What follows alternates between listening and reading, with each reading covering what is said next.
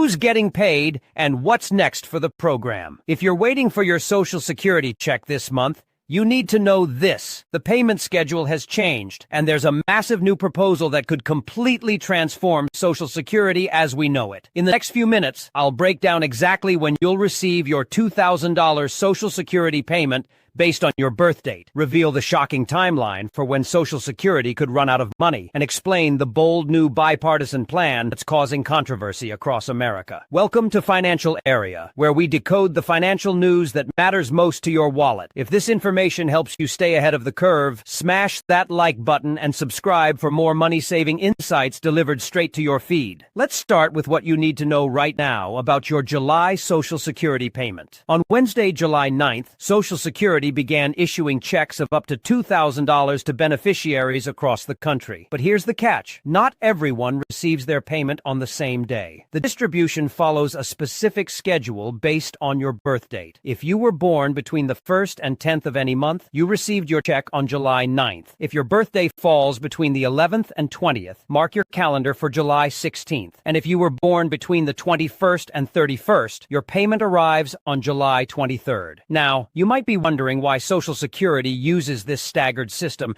instead of sending everyone their money at once. The answer is actually pretty smart.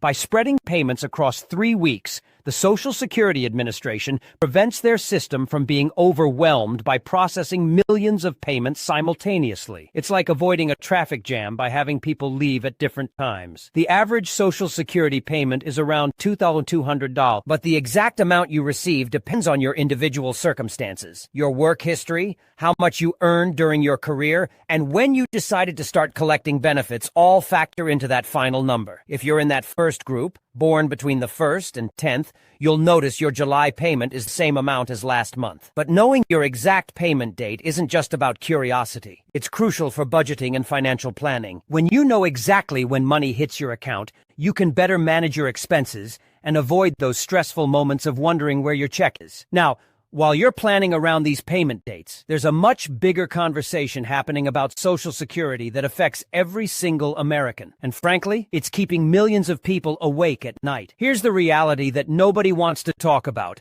Social Security is running out of money. Not tomorrow, not next year, but the timeline is closer than most people realize. The Social Security Administration recently issued a warning that the Old Age and Survivors Insurance Trust Fund, that's the big pot of money that pays your benefits, is projected to be able to pay 100% of scheduled benefits only until 2033. Let me be clear about what this means. Social Security won't disappear in 2033, but after that date, the program would rely solely on incoming payroll taxes from current workers, and those taxes alone might not be enough to cover all the benefits that have been promised. This scenario could result in reduced payments across the board, or Congress might need to raise taxes to keep the program running at full capacity. Either way, it's not a pretty picture, and it's created a wave of anxiety across America. According to a survey from May, 59% of non-retired Americans are genuinely concerned that Social Security won't be available by the time they retire. Think about that for a moment. More than half of working Americans believe they can't count on a program they've been paying into their entire careers. This anxiety is particularly intense among people in their 30s and younger. Many of them have essentially given up on Social Security as a reliable source of retirement income. They're being told to pay into a system that might not be there for them when they need it most. But here's what's really frustrating. Social Security's current investment strategy is incredibly conservative, and it's actually part of the problem. Right now, the Social Security Trust Fund is required by law to invest only in non-marketable treasury bonds. While these bonds are safe, their returns have been modest at best. Since 2002, the trust fund has grown by just over 100%. That sounds decent until you compare it to what could have been achieved with different investments. Over that same period, the S&P 500, a broad index of 500 major U.S. companies, has grown by about 600. The S&P 500 has historically averaged a 10% return per year over the past 90 years. This massive difference in returns represents a huge opportunity cost. Social Security has been playing it safe while potentially missing out on trillions of dollars in additional growth. Which brings us to the game-changing proposal that's got everyone talking. Senators Bill Cassidy, a Republican, and Tim Kaine, a Democrat, have introduced a bipartisan plan that could revolutionize how Social Security is funded. And when I say bipartisan, That's significant. These two parties rarely agree on anything related to Social Security. Their proposal centers on creating what they call a parallel investment fund. Instead of relying solely on Treasury bonds, this new fund would invest in a diversified portfolio of stocks, bonds, and other assets. The goal is to achieve significantly higher returns than the current system allows. Here's how it would work. The federal government would make an initial investment of $1.5 trillion into this new fund.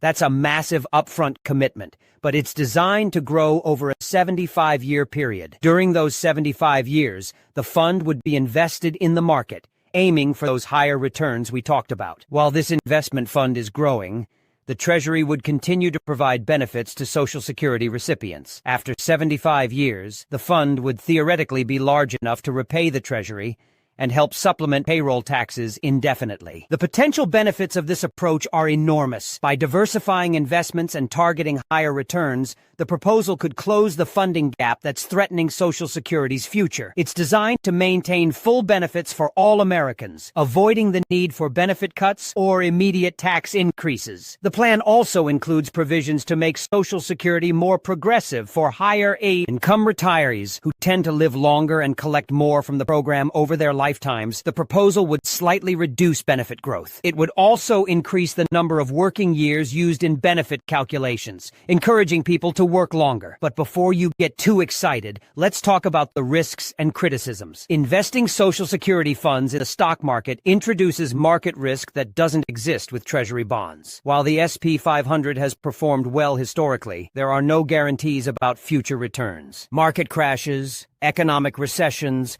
and other factors could potentially impact the fund's performance. Critics also argue that this proposal doesn't address the deeper structural issues within Social Security. The aging population, changing demographics, and current benefit formulas would still present challenges even with higher investment returns. There's also the political reality to consider. As of right now, this is just a proposal. Senators Cassidy and Kaine have not yet submitted formal legislation to Congress. There's no guarantee this plan will ever become law, and even if it does, the legislative process could take years. The senators believe there's a nationwide appetite for a bipartisan, common-sense approach to saving Social Security. Many Americans agree that something needs to be done, but opinions differ dramatically on the best path forward. Some see this proposal as a practical way to boost returns and shore up the program without drastic cuts or tax hikes. Others worry about the risks of gambling with Social Security funds in the stock market and the lack of attention to underlying structural problems. Experts and advocates argue that even if this proposal moves forward,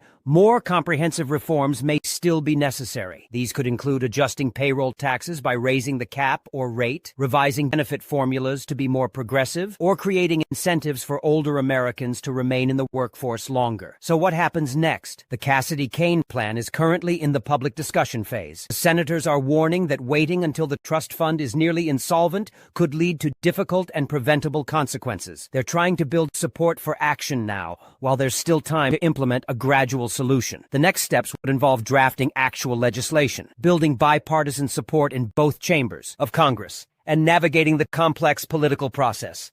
Given the stakes involved, the debate over Social Security's future is likely to remain a hot topic in Washington for years to come. For current Social Security beneficiaries and those planning for retirement, staying informed about these developments is absolutely essential.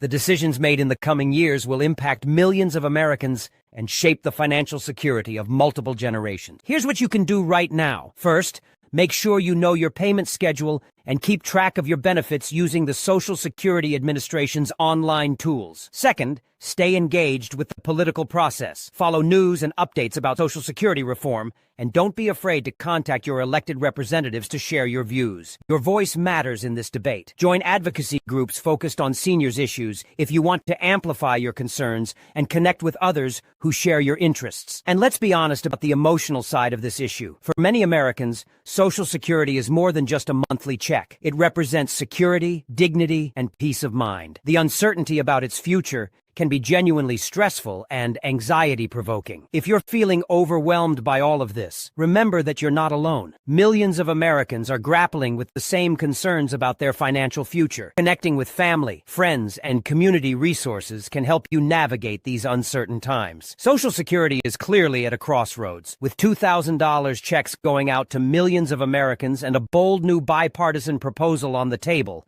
The program's future is the subject of intense debate and scrutiny. The Cassidy-Kaine plan offers an innovative approach to funding, but significant questions remain about risks, implementation, and whether it addresses all the underlying challenges. The most important thing you can do is stay informed, plan ahead, and make your voice heard in the political process. The decisions made in the coming years will determine not just the future of Social Security, but the financial security of generations to come. What do you think about this new proposal? Are you willing to accept market risk in exchange for potentially higher returns? Or do you prefer the current conservative approach? Let me know in the comments below. And don't forget to like this video if it helped you understand what's happening with Social Security. Subscribe to Financial Area for more deep dives into the financial news that affects your wallet, and hit that notification bell so you never miss an update. Thanks for watching, and I'll see you in the next video.